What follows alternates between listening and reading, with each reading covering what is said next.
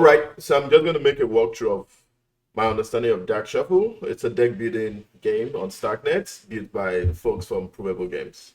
But before I even, get started with Dark Shuffle, we'll quickly talk about Budokan, which is a product that they've been working on like recently, and it's released on Alpha. So, I mean, you would see World Championship here, which kind of just got started. But this platform is it's created for players and even devs to be able to kind of like create custom tournaments.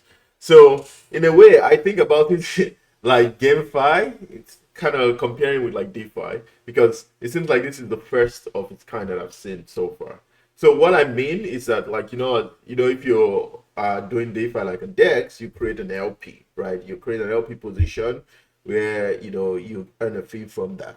Well, in this case, you can create custom tournaments of games. And right now, Dog Shuffle is the 1 year. There's Loot Survivor coming soon and like Jokers of Neon. But like any other on-chain games that people build that fits through the standard, can be featured on, Budokan, which is the global hub for tournaments where people can come create tournaments.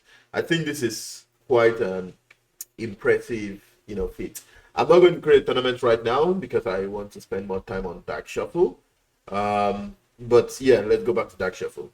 So again, this game, the first time I, tried to play it, I did not understand it much because like the first scene was like deck building, which I'm going to show you soon. But yeah, with time, I kind of started growing an appreciation for it. Um, I'm still learning. Again, I try to play, and I definitely am not close to the high score. I got a 275, but I'm going to walk you through the high score play, and let's see if we can learn together as as we're reviewing this. And there's one good feature of it. You can review past games and kind of like see what they are doing good. So so in this case, this is the first, I guess, meta of the game where you are building a deck. So I don't know if anybody has played Clash Royale, but like it's similar to that vibe where you build a deck and you can use it to go fight your opponents. This was the part that I initially got frustrated about because it seemed like it was taking a while to build. But I mean, this is a meta in the game where if you kind of like get a better understanding, you would see, or get a better appreciation for it because this is where you choose, your draft of 20 that you're going to use to play the game. And in this case, this player, your worst nightmare, chose Typhoon. And you would see that it has, its own special ability compared to the others. And again, it's a magical type, its attack is 5, this attack is 5, the else is this, and this is the cost of energy to play this card.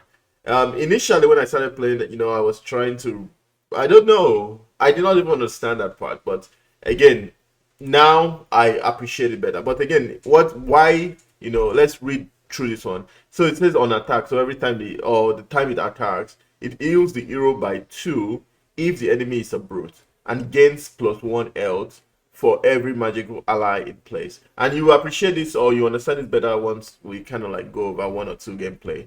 But yeah, it shows that you can see like all the cards in the deck here, and you know that you have 1 magical and 1 out of 20 draft. So the next one, it chose Dry Wolf, right? So this one deals 1 extra damage to the enemy if it's magical.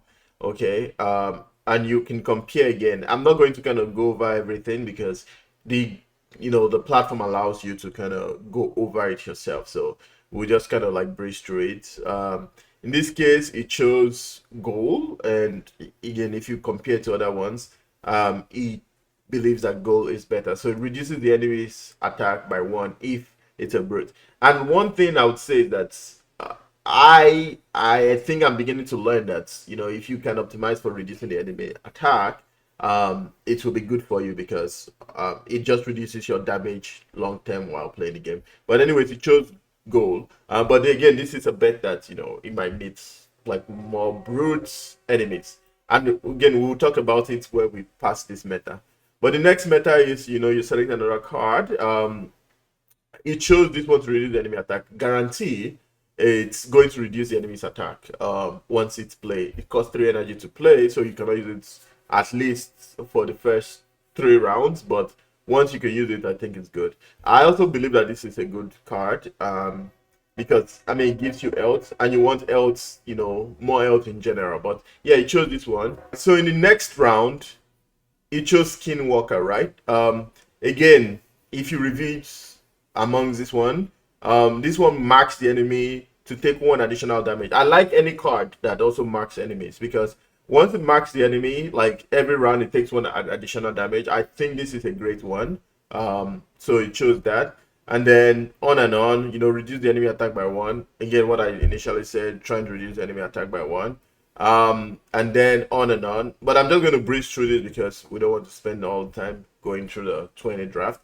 But if you know, want to learn more about it, you know, you can go through this draft and, you know, you learn a thing or two from, like, at least the current best player. But you'll see the draft keeps going because, again, I'm moving forward. But the final draft is coming, and he picked this. And again, this is what I said I really like, because it gives your hero 4 health. But again, you'd see total, he has 7 magical item, 5 magical cards, 2 spells, 9 birds, which it seems like a balance of each. And then, you know, you get through the things. So your enemies are randomly, you know, selected for you, and you know, you navigate through the rank and you clear each part, and, you know, you go on to the next. So I'm going to go over like 2, you know, rounds, but then we can kind of end it there. So for the first round, you know, you chose this drop.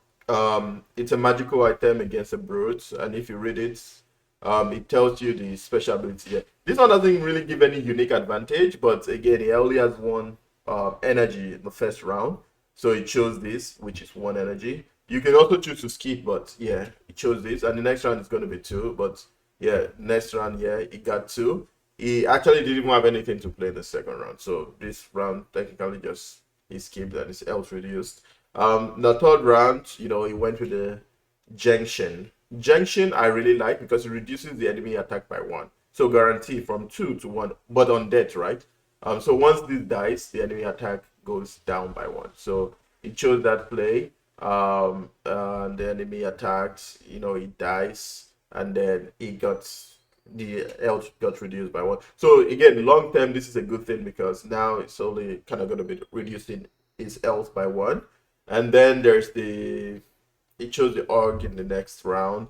Again, the enemy still has 25, so it's good. And it has 5. Chose the org, grants 1 L to hero if the enemy is an hunter. So this doesn't, it's not actually special here, but he also chose the golem, which reduces the enemy attack by 1 if it's an hunter. It's not an hunter, but the enemy attack is already 1, so you cannot go more than 1. So still good because it reduces the enemy's health. And in this round, he used I'm pretty sure he used the spirit flavor because it should increase his health, right? So he used the spirit flavor. He still took damage, but again, his health is increased. The enemy got 10. So what did he do? He picked that, and he still used the spirit flavor. So again, his health kind of goes up. It took some damage, but his health is like in a good spot, which is great. And I believe this is the last round here, so kind of like finishes this round. So the next round is where you choose your path, right? So for this whole arc, you decide how you want to go. You can go this route. These are the enemies you face. You can look at them. You go this route. These are the enemies you face. You go this route. These are the enemies you face. And each enemy give you like different rewards.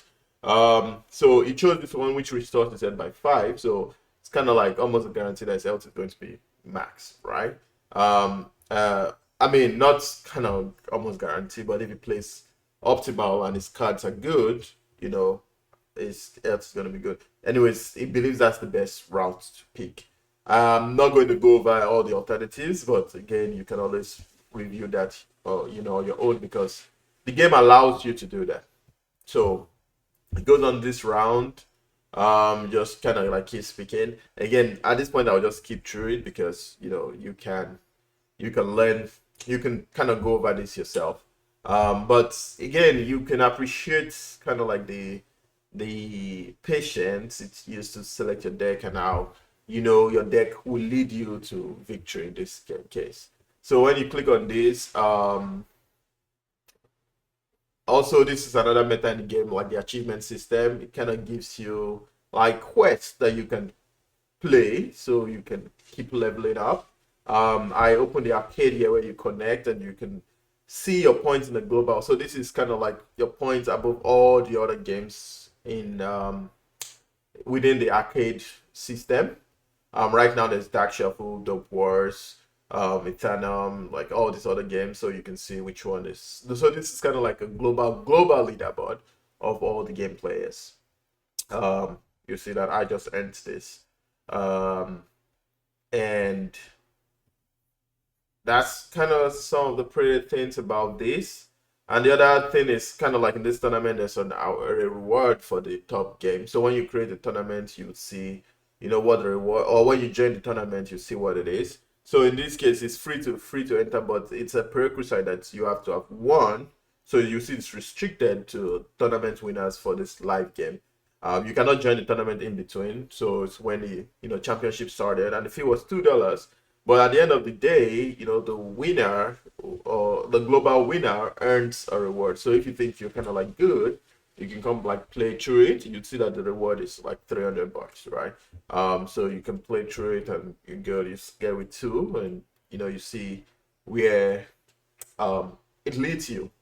But yeah, I'm still learning more about the Dark Shuffle, but the most important part of it is kind of, playing the playing or just kind of like testing out this tournament system. I believe like there will be more interesting games that can kind of like fit into this. And yeah, I'm kind of like really bullish on like on chain game if you don't know. But yeah.